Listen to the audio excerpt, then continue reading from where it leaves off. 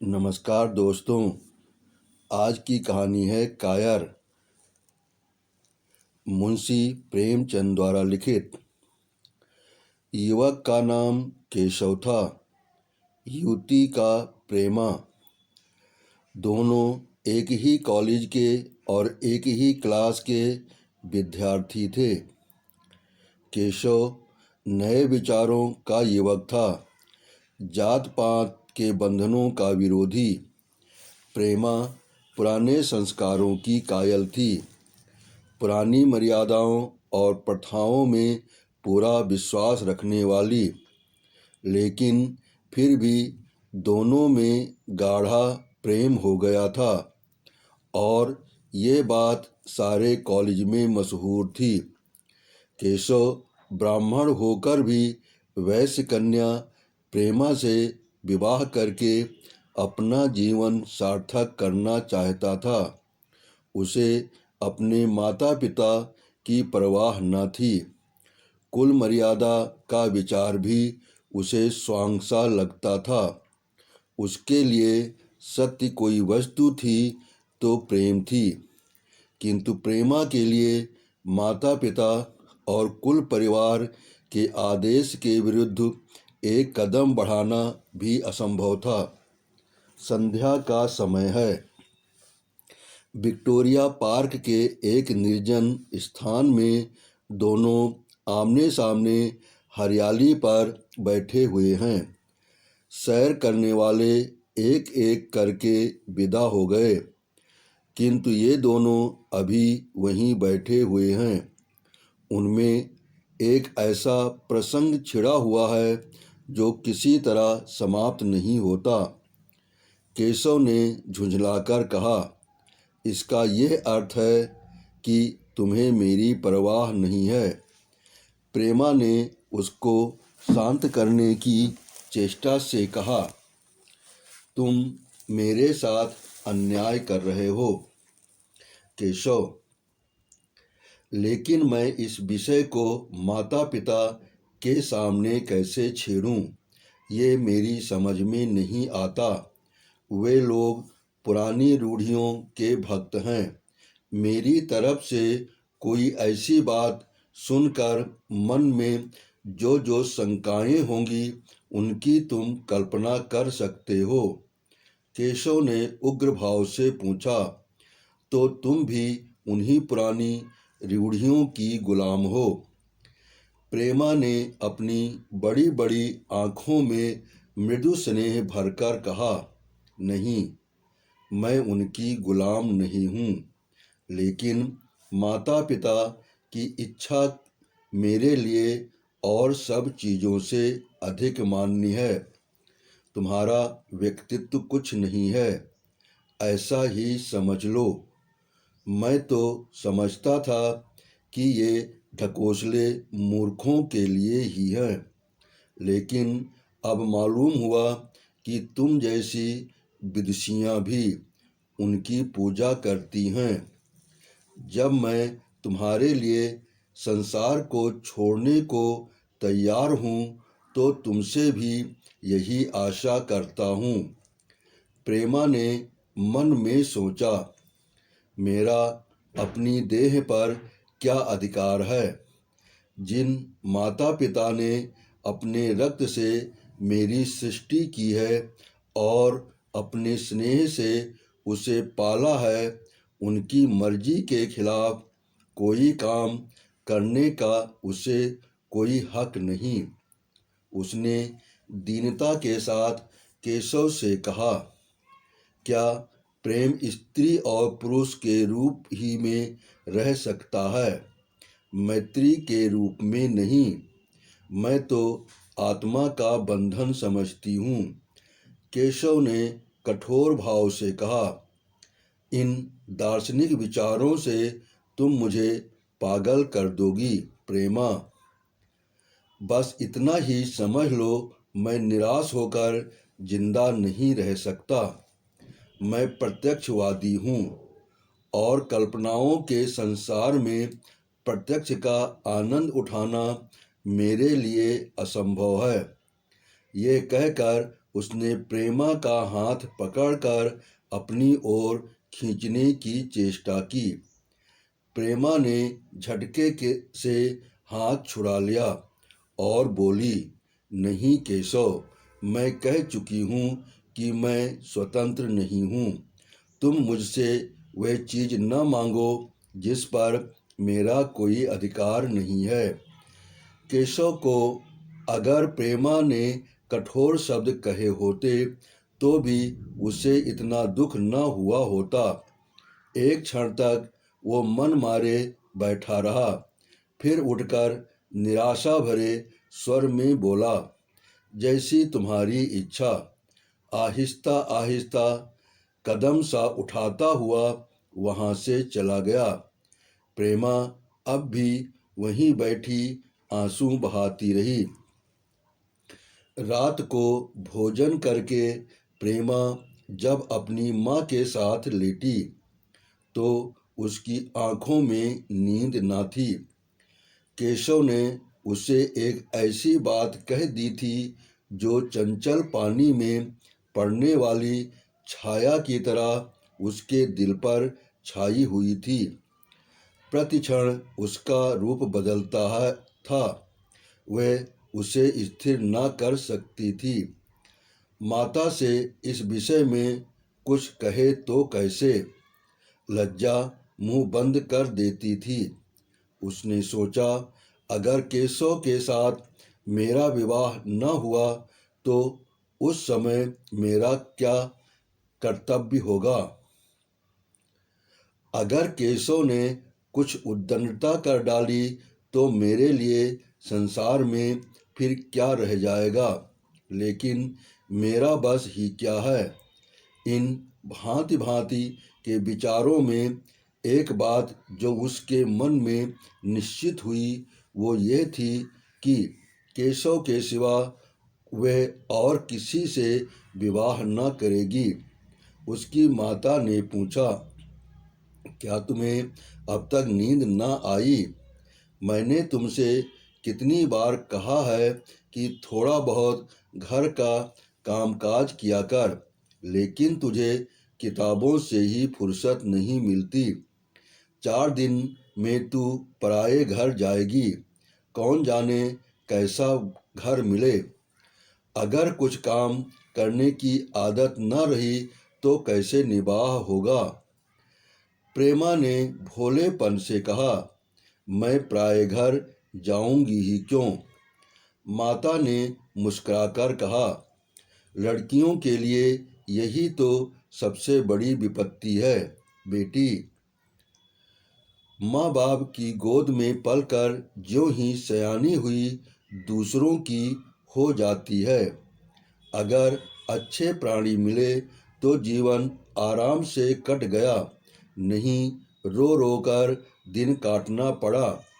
सब कुछ भाग्य के अधीन है। अपनी बिरादरी में तो मुझे कोई घर नहीं भाता, कहीं लड़कियों का आदर नहीं, लेकिन करना तो बिरादरी में ही पड़ेगा। न जाने ये जात पात का बंधन कब टूटेगा। प्रेमा डरते डरते बोली, कहीं कहीं तो बिरादरी के बाहर भी विवाह होने लगे हैं। उसने कहने को कह दिया, लेकिन उसका हृदय कांप रहा था कि माताजी कुछ भांप न जाएं। माता ने विस्मय के साथ पूछा, क्या हिंदुओं में ऐसा हुआ है? फिर उसने आप उस प्रश्न का जवाब भी दिया, और 2-4 जगह ऐसा हो भी गया तो उससे क्या होता है? प्रेमा ने इसका कुछ जवाब न दिया। भय हुआ कि माता उसका कहीं आशय समझ न जाए। उसका भविष्य एक अंधेरी खाई की तरह उसके सामने मुंह खोले खड़ा था, मानो उसे निगल जाएगा। उसे न जाने कब नींद आ गई। प्रातःकाल प्रेमा सोकर उठी तो उसके मन में एक विचित्र साहस का उदय हो गया था। सभी महत्वपूर्ण फैसले हम आकस्मिक रूप से कर लिया करते हैं, मानो कोई देवी शक्ति उन्हें हमें उनकी ओर खींच ले जाती है। यही हालत प्रेमा की थी। कल तक वह माता पिता के निर्णय को मान्य समझती थी, पर संकट को सामने देखकर उसमें उस वायु की हिम्मत पैदा हो गई थी जिसके सामने कोई पर्वत आ गया हो। वही मंद वायु प्रबल वेग से पर्वत के मस्तक पर चढ़ जाती है और उसे कुचलती हुई दूसरी तरफ जा पहुंचती है।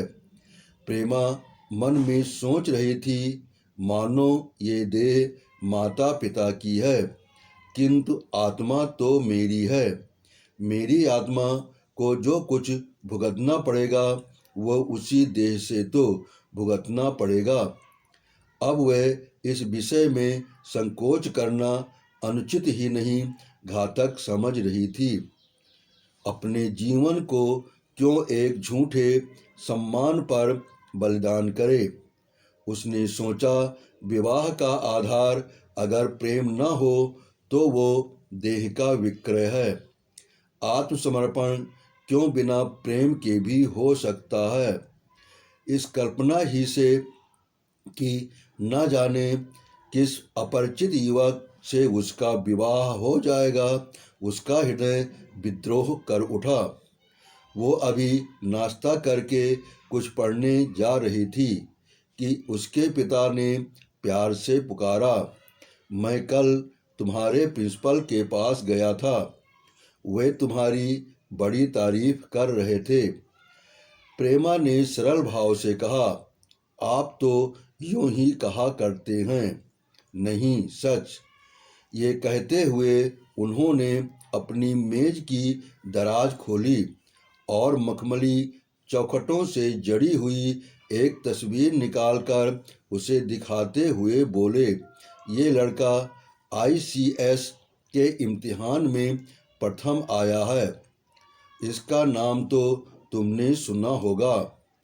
बूढ़े पिता ने ऐसी भूमिका बांध दी थी कि माँ उनका आशय न समझ सकी, लेकिन प्रेमा भाप गई। उनका मन तीर की भांति लक्ष्य पर जा पहुंचा। उसने बिना तस्वीर की ओर देखे ही कहा, नहीं, मैंने तो उसका नाम नहीं सुना। पिता ने बनावटी आश्चर्य से कहा, क्या तुमने उसका नाम ही नहीं सुना? आज के दैनिक पत्र में उसका चित्र और जीवन वृत्तांत छपा है। प्रेमा ने रुखाई से जवाब दिया, होगा, मगर मैं तो उस परीक्षा का कोई महत्व नहीं समझती। मैं तो समझती हूँ जो लोग इस परीक्षा में बैठते हैं वे पल्ले सिर के स्वार्थी होते हैं। आखिर उनका उद्देश्य इसके सिवा और क्या होता है कि अपने गरीब, निर्धन, दलित भाइयों पर शासन करें और खूब धन संचय करें। ये तो जीवन का कोई ऊंचा उद्देश्य नहीं है। इस आपत्ति में जलन थी, अन्याय था, निर्दयता थी। पिताजी ने समझा था प्रेमा ये बखान सुनकर लट्टू हो जाएगी। ये जवाब सुनकर तीखे स्वर में बोले, तू तो ऐसी बातें कर रही है जैसे तेरे लिए धन और अधिकार का कोई मूल्य ही नहीं। प्रेमा ने ढिठाई से कहा, हाँ, मैं तो इसका मूल्य नहीं समझती। मैं तो आदमी में त्याग देखती हूँ। मैं ऐसे युवकों को जानती हूँ जिन्हें यह पद जबरदस्ती भी दिया जाए तो स्वीकार न करेंगे। पिता ने उपहास के ढंग से कहा, यह तो आज मैंने नई बात सुनी। मैं तो देखता हूँ कि छोटी छोटी नौकरियों के लिए लोग मारे मारे फिरते हैं। मैं जरा उस लड़के की सूरत देखना चाहता हूँ जिसमें इतना त्याग हो। मैं तो उसकी पूजा करूँगा। शायद किसी दूसरे अवसर पर ये शब्द सुनकर प्रेमा लज्जा से सिर झुका लेती, पर इस समय उसकी दशा उस सिपाही की सी थी जिसके पीछे गहरी खाई हो। आगे बढ़ने के सिवा उसके लिए कोई और मार्ग न था।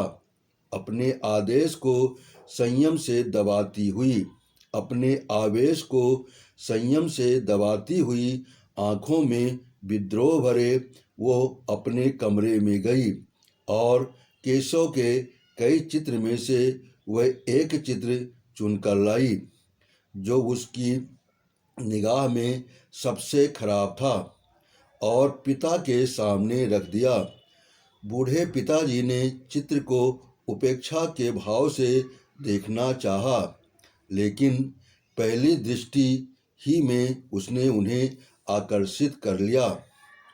ऊंचा कद था और दुर्बल होने पर भी उसका गठन स्वास्थ्य और संयम का परिचय दे रहा था।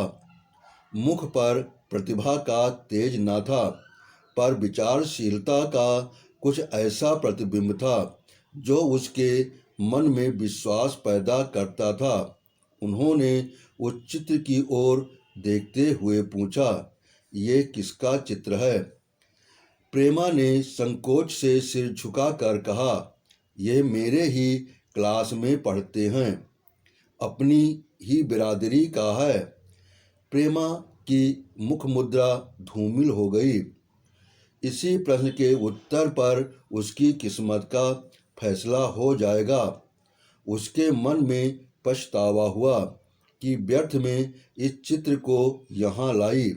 उसमें एक क्षण के लिए जो दृढ़ता आई थी वो इस पहले प्रश्न के सामने कातर हो उठी।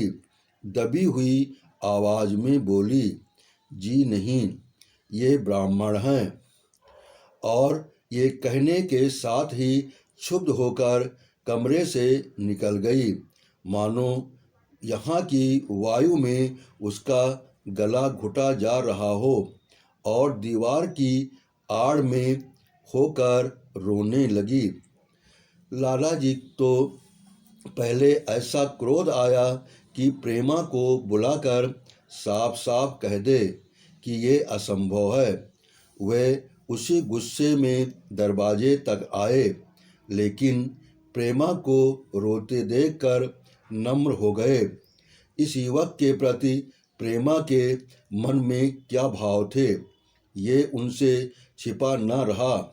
वे स्त्री शिक्षक के पूरे समर्थक थे, लेकिन इसके साथ ही कुल मर्यादा की रक्षा भी करना चाहते थे। अपनी ही जाति के सुयोग्य वर्ग के लिए अपना सर्वस्व अर्पण कर सकते थे, लेकिन उस क्षेत्र में बाहर कुलीन से कुलीन और योग्य से योग्य वर्ग की कल्पना भी उनके लिए असह्य थी। इसमें बड़ा अपमान वे सोच ही न सकते थे। उन्होंने कठोर स्वर में कहा, आज से कॉलेज जाना बंद कर दो। अगर शिक्षा कुल मर्यादा को डुबोना ही सिखाती है तो कुशिक्षा है। प्रेमा ने कातर कंठ से कहा, परीक्षा तो समीप आ गई है। लाला जी ने दृढ़ता से कहा, आने दो। और फिर अपने कमरे में आकर विचारों में डूब गए। 6 महीने गुजर गए। लाला जी ने घर में आकर पत्नी को एकांत में बुलाया और बोले, जहाँ तक मुझे मालूम है केशव बहुत ही सुशील और प्रतिभाशाली युवक है। मैं तो समझता हूँ प्रेमा इस शोक में घुल घुल कर प्राण दे देगी। तुमने भी समझाया, मैंने भी समझाया, दूसरों ने भी समझाया, पर उस पर कोई असर ही नहीं होता। ऐसी दशा में हमारे लिए और क्या उपाय है? उनकी पत्नी ने चिंतित भाव से कहा, कर तो दोगे, लेकिन रहोगे कहाँ। न जाने कहाँ से ये कुलच्छनी मेरी कोख में आई। लाला जी ने भवें सिकोड़ कर तिरस्कार के साथ कहा, यह तो 1000 दफ़ा सुन चुका हूँ, लेकिन कुल मर्यादा के नाम को कहाँ तक रोएं। चिड़िया का पर खोलकर ये आशा करना कि वह तुम्हारे आंगन में ही फुदकती रहेगी भ्रम है। मैंने इस पर ठंडे दिल से विचार किया और इस नतीजे पर पहुंचा कि हमें इस आपद्धर्म को स्वीकार कर लेना ही चाहिए। कुल मर्यादा के नाम पर मैं प्रेमा की हत्या नहीं कर सकता। दुनिया हंसती हो हंसे, मगर वे जमाना बहुत जल्द आने वाला है जब ये सभी बंधन टूट जाएंगे। आज भी सैकड़ों विवाह जात पात के बंधन को तोड़कर हो चुके हैं। अगर विवाह का उद्देश्य स्त्री और पुरुष का सुखमय जीवन है तो हम प्रेमा की उपेक्षा नहीं कर सकते। वृद्धा ने क्षुब्ध होकर कहा, जब तुम्हारी यही इच्छा है तो मुझसे क्या पूछते हो।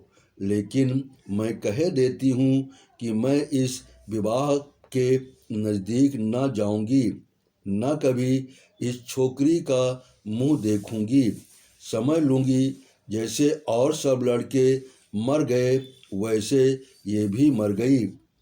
तो फिर आखिर तुम क्या करने को कहती हो। क्यों नहीं उस लड़के से विवाह कर देते, उसमें क्या बुराई है। वह 2 साल में सिविल सर्विस पास करके आ जाएगा। केशव के पास क्या रखा है, बहुत होगा किसी दफ्तर में क्लर्क हो जाएगा। और अगर प्रेमा प्राण हत्या कर ले तो कर ले, तुम तो उसे और सह देते हो। जब उसे हमारी परवाह नहीं है तो हम उसके लिए अपने नाम को क्यों कलंकित करें। प्राण हत्या करना कोई खेल नहीं है, ये सब धमकी है। मन थोड़ा है और जब तक उसे लगाम न दूं तो हाथ भी न रखने देगा। जब उसके मन का ये हाल है तो कौन कहे। केशव के साथ ही जिंदगी भर निबाह करेगी। जिस तरह आज उससे प्रेम है उसी तरह कल दूसरे से हो सकता है। तो क्या पत्ते पर अपना मांस बिकवाना चाहते हो। लाला जी ने स्त्री को प्रश्नसूचक दृष्टि से देखकर कहा, और अगर वो कल खुद जाकर केशव से विवाह कर ले तो तुम क्या कर लोगी। फिर तुम्हारी कितनी इज्जत रह जाएगी। वो चाहे संकोच बस या हम लोगों के लिहाज से यूं ही बैठी रहे, पर यदि जिद पर कमर बांध ले हम तुम कुछ नहीं कर सकते। इस समस्या का ऐसा भीषण अंत भी हो सकता है, ये इस वृद्धा के ध्यान में भी न आया था। वह प्रश्न बम के गोले की तरह उसके मस्तक पर गिरा। एक क्षण तक वह अवाक बैठी रह गई, मानो इस आघात ने उसकी बुद्धि की धज्जियां उड़ा दी हों। फिर पराभूत होकर बोली, तुम्हें अनोखी ही कल्पनाएं सूझती हैं। मैंने तो आज तक कभी भी नहीं सुना कि किसी कुलीन कन्या ने अपनी इच्छा से विवाह किया है। तुमने न सुना हो, लेकिन मैंने सुना है और देखा है, और ऐसा होना बहुत संभव है। जिस दिन ऐसा होगा उस दिन तुम मुझे जीती न देखोगे। मैं ये नहीं कहता कि ऐसा होगा ही, लेकिन होना संभव है। तो जब ऐसा होना है तो इसमें तो यही इच्छा है कि हम इसका प्रबंध करें। जब नाक ही कट रही है तो तेज छुरी से क्यों न कटे। कल केशव को बुलाकर देखो क्या कहता है। केशव के पिता सरकारी पेंशनर थे। मिजाज के चिड़चिड़े और कृपण, धर्म के आडंबरों में ही उनके चित्त की शांति मिलती थी। कल्पना शक्ति का अभाव था। किसी के मनोभावों का सम्मान न कर सकते थे। वे जब भी उस संसार में रहते थे जिसमें उन्होंने अपने बचपन और जवानी के दिन काटे थे, नवयुग की बढ़ती हुई लहर को वो सर्वनाश कहते थे और कम से कम अपने घर को दोनों हाथों और दोनों पैरों का जोर लगाकर उसे बचाए रखना चाहते थे। इसीलिए जब एक दिन प्रेमा के पिता उसके पास पहुँचे और केशव से प्रेमा के विवाह का प्रस्ताव किया तो बूढ़े पंडित जी अपने आप में न रह सके। धुंधली आंखें फाड़कर बोले, आप भंग तो नहीं खा गए हो? इस तरह का संबंध और चाहे जो कुछ हो विवाह नहीं है। मालूम होता है आपको भी नए जमाने की हवा लग गई। बूढ़े बाबूजी ने नम्रता से कहा, मैं खुद ऐसा संबंध नहीं पसंद करता। इस विषय में मेरे भी वही विचार हैं जो आपके, पर बात ऐसी आ पड़ी है कि मुझे विवश होकर आपकी सेवा में आना पड़ा। आजकल के लड़के और लड़कियां कितने स्वेच्छाचारी हो गए हैं, ये तो आप जानते ही हैं। हम बूढ़े लोगों के लिए अब अपने सिद्धांतों की रक्षा करना कठिन हो गया है। मुझे भय है कि कहीं से दोनों निराश होकर अपनी जान पर न खेल जाएं। बूढ़े पंडित जी जमीन पर पांव पटकते हुए गरज उठे, आप क्या कहते हैं साहब? आपको शर्म नहीं आती? हम ब्राह्मण हैं और ब्राह्मणों में भी कुलीन। ब्राह्मण कितने ही पतित हो गए हों, इतने मर्यादा शून्य नहीं हुए हैं कि बनिए बक्कालों की लड़की से विवाह करते फिरें। जिस दिन कुलीन ब्राह्मणों में लड़कियां न रहेंगी उस दिन ये समस्या उपस्थित हो सकती है। मैं कहता हूँ आपको मुझसे ये बात कहने का साहस कैसे हुआ? बूढ़े बाबूजी जितना ही दबते थे उतना ही पंडित जी बिगड़ते थे। यहाँ तक कि लाला जी अपना अपमान ज़्यादा न सह सके और अपनी तकदीर को कोसते हुए चले गए। उसी वक्त केशव कॉलेज से आया। पंडित जी ने तुरंत उसे बुलाकर कठोर कंठ से कहा, मैंने सुना है तुमने किसी बनिए की लड़की से अपना विवाह कर लिया है। ये खबर कहाँ तक सही है? केशव ने अनजान बनकर पूछा, आपसे किसने कहा? किसी ने कहा। मैं पूछता हूँ, ये बात ठीक है या नहीं? अगर ठीक है तो तुमने अपनी मर्यादा को डुबोना निश्चय कर लिया है तो तुम्हारे लिए हमारे घर में कोई स्थान नहीं।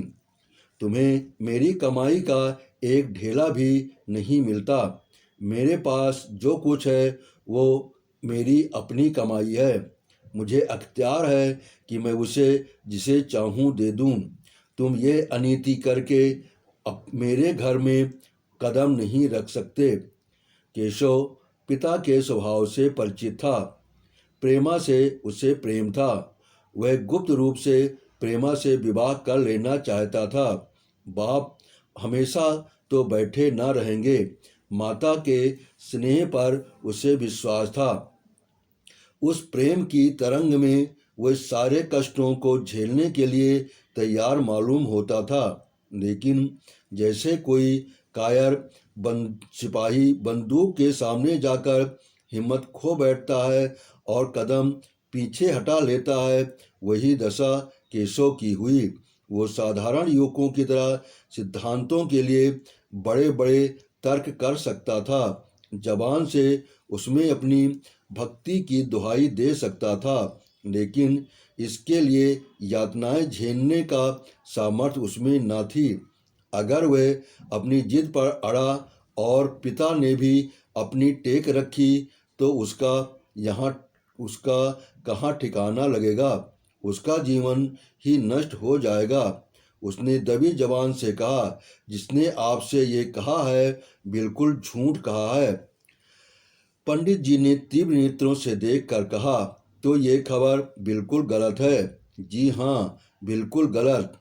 तो तुम आज ही इसी वक्त उस बनिए को खत लिख दो और याद रखो कि अगर इस तरह की चर्चा फिर कभी उठी तो तुम्हारा सबसे बड़ा शत्रु होगा।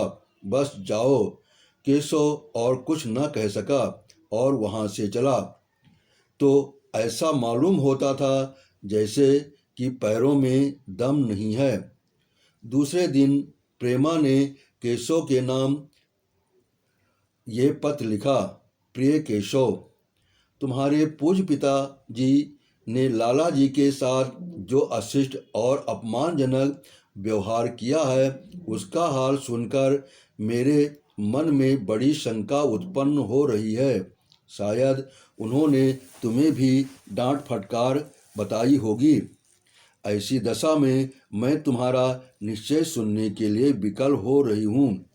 तुम्हारे साथ हर तरह का कष्ट झेलने को तैयार हूँ। मुझे तुम्हारे पिता जी की संपत्ति का मोह नहीं है। मैं तो केवल तुम्हारा प्रेम चाहती हूँ और उसी में प्रसन्न हूँ।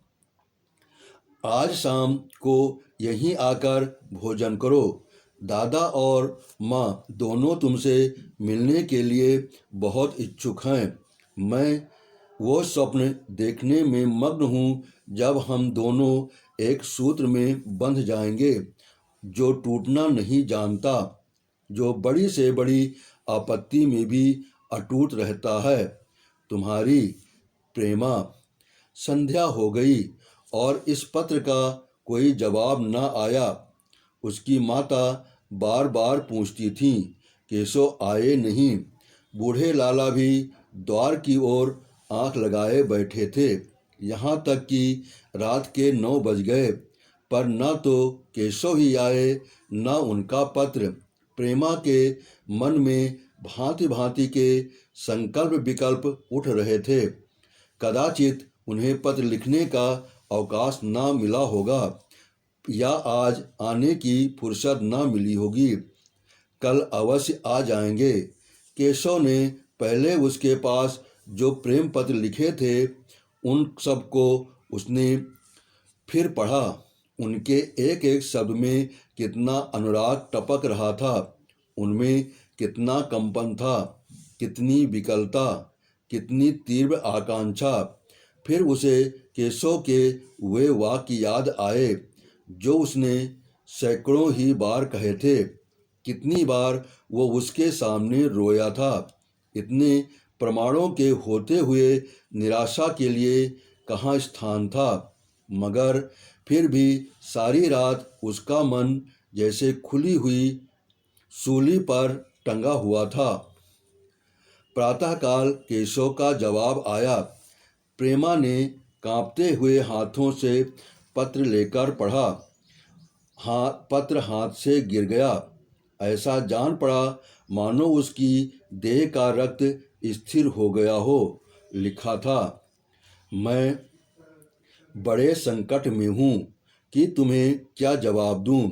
मैंने इधर इस समस्या पर खूब ठंडे दिल से विचार किया और इस नतीजे पर पहुँचा हूँ कि वर्तमान दशाओं में मेरे लिए पिताजी की आज्ञा की उपेक्षा करना दुस्साह है। मुझे कायर न समझना, मैं स्वार्थी भी नहीं हूँ, लेकिन मेरे सामने जो बाधाएं हैं उन पर विजय पाने की शक्ति मुझ में नहीं है। पुरानी बातों को भूल जाओ। उस समय मैंने उन बाधाओं की कल्पना न की थी। प्रेमा ने एक लंबी गहरी जलती हुई सांस खींची और उस खत को फाड़कर फेंक दिया। उसकी आंखों से अश्रुधार बहने लगी। जिस केशव को उसने अपने अंतःकरण से वर लिया था वो इतना निष्ठुर हो जाएगा,